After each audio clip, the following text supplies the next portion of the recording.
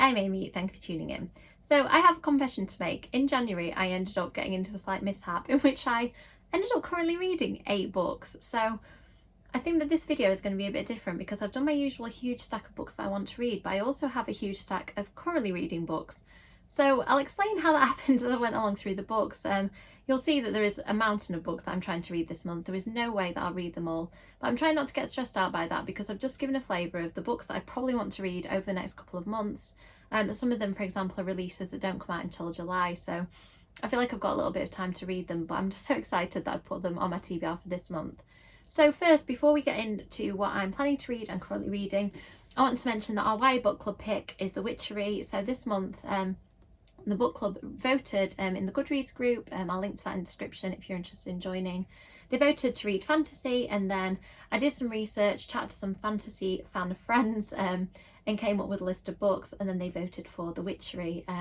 I am planning to post online what the stopping points will be in this book, so you can read along with us. We'll be doing a live stream at the end of February or the beginning of March to chat about The Witchery, so you can join us in the comments, and I will be on screen with Kerry, who's on TikTok and Instagram. I'll link in the description. Shelley, who runs the Tales Point Horror Book Club, I'll also provide links, and Charlie, who you probably know from Paper Orange, who has a fantastic book subscription service and is great on TikTok and Instagram. We're all going to read the book together and chat about it at the end of the month. I got in touch with the author Sophie Isabel, and she has kindly offered to give us some signed book plates, so there will be ways of winning those during the month. You can comment in the live stream and I'll pick 3 people to win. You can also take pictures on social media, tag YA Book Club 2023 or hashtag YA Book Club 2023 even. Tag me and I will choose somebody who posts a picture. It makes it easy for me if you can post them in the Goodreads group, the pictures, because they're all in the same place, but I will find them if you put them on your social media as well. So this is my first book that I am going to read. I'll tell you a little bit more about it when I get to that, but first, the confession time of how I ended up reading 8 books in one go in the same month. I think the reason is that I'm reading them all for different purposes. So I've been trying to read more non-fiction. I got quite into reading about cults last year, so I started reading this book. I am enjoying it, but I've just been reading about, it's split up into different cults. So I've been reading about a cult at a time every few days, so I've got about a quarter of the way through this. I'm just taking my time with it, so it may take me a couple more months to read. Next up, we have 5 Survive. I'm listening to this on Audible because I don't have loads of time. I do it when I'm driving, and I'm not driving loads at the minute.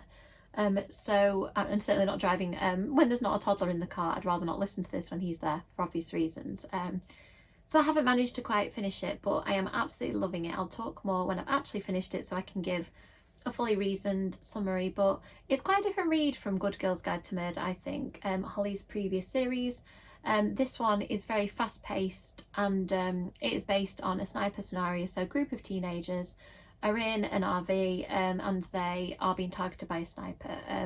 So I think it's a different kind of read from Good Girl's Guide, but a very enjoyable one so far. Next up, I'm still reading Rainbow Rowell's Scattered Showers. I'm really enjoying it, so I don't know why it's taken me so long, but I think it's because if I'm in the mood, it's contemporary and romantic. If I'm in the mood for that, I'm just picking it up and reading one story. So I think that that's why it's just taking me a bit of time, because it's not one narrative. I'm trying to read some parenting books. This one I haven't read loads of this month, but seems interesting so far. The book you wish your parents had read and your children will be glad you did. It's just got advice about reflecting on your parenting and things like that. So if you're a parent and you're interested, that is one that I'm working on. I'm still reading Rebecca. I think I started it end of December maybe, because it's a classic, and obviously the language is a little bit more challenging and dense. I think it's just taking me longer to read than normal, and I'm reading it in small doses. But I'm absolutely loving it. I'm surprised how much I am and that I haven't picked it up sooner. It's very gothic, very dark. It is about a girl who goes to live on an estate with her new husband. And she is sort of feeling the shadow of his ex-wife Rebecca, who died. I assumed it would be about a girl called Rebecca who was alive, so I think that was the first thing that surprised me. And the plot is genuinely taking me by surprise. I think that when things are historical, sometimes, like say Dracula, those vampire tropes have been explored so many times that I feel quite familiar with them, but this has just been one surprise after another, and I'm loving that. I really like Daphne du Maurier's writing as well, so I'm going to try and pick up some more of her books, and I should finish this one fairly soon. I think I've nearly finished it. My proper actual current read is A Game of Life or Death, so this is the one that I'm tearing through at the minute, but I just got to it at the end of January, so didn't get time to finish. It's a really good YA thriller about a girl whose sister has been killed or died under mysterious circumstances. She doesn't really know what's happened. She worked for a tech company run by a kind of mysterious character who has got a lot of power because of the industry he's in, and she's trying to work out what the company had to do with her sister's death. It's very good. Next, I'm reading, I always have like a Kindle book on the go, so this is my current Kindle read, Midnight Crossing. I haven't finished this one because this is the first time I've come across a Charlene Harris book that I haven't absolutely raced through. I'm quite enjoying it. There's a couple of plot points that have made me raise my eyebrows a little bit that felt like they weren't very current. So this is from 2014, but there was sort of a strange bit where the main character is quite interested in a girl who's only just turned 18 and he is in his mid-20s, which I found a bit strange the way it was described. And the plot hasn't really kicked off until about a third of the way into the book, so I'm a bit undecided about this one. It is a trilogy, so I may just read the 3 books to see how it turns out. But yeah, I'm not sure about this yet, so we'll see how that goes by the end of the month. And Grady Hendrix's book just arrived towards the end of January, so I did start reading it but didn't get time to finish. I'm reading this on my Kindle as well, but not reading it at night for obvious reasons because it's Grady Hendrix. So this one might take me a bit longer to just fit in because I don't want to spoil these sprayed edges, and it is a signed copy, so I tend to just put signed ones on the shelf and try and read it a different way, which I know is really bad to own 2 copies of a book, but when it's signed by Grady Hendrix, I think I need to keep it nice, especially when he's drawn me a little ghost in it. So far, I'm really enjoying it. At first, the main character's pregnant, which can be a bit of a thing for me because I've got a young child, and it's about grief, which is a subject I sometimes find difficult as well, but I trust Grady, and so far I'm managing it absolutely fine, even though there are a couple of those are things that I'm sometimes wary of how they're dealt with. They're being dealt with really well in a way that I'm enjoying, so I'm looking forward to seeing how this one goes. So next we have the YA Book Club pick. As I mentioned, I'll tell you a little bit more about the plot of this now. It says the haunting season is here and the wolves are awake. Each year a curse holds the town of Halesford hostage, and with the curse comes death. The witches of Maymort's Coven Academy can protect the town, but Iris, Jayla and Thalia, powerful young witches, intend to stop the curse once and for all. When Logan, a young witch struggling with her powers, is taken under their wing, she's grateful, but the plan to end the curse brings out all dangers and the cost may be greater than anyone could have imagined. I think that sounds really good. As I mentioned in another video, reading Luminaries has made me realise how much I do like quite a lot of fantasy, so this one I hope is going to be another good fantasy book that's going to get me back into the genre. I don't know whether I'm going to get to this month, but Fictional Hangover are currently reading the Twilight books this year, rereading them. I'd previously read Twilight quite recently, so I didn't bother reading that in January.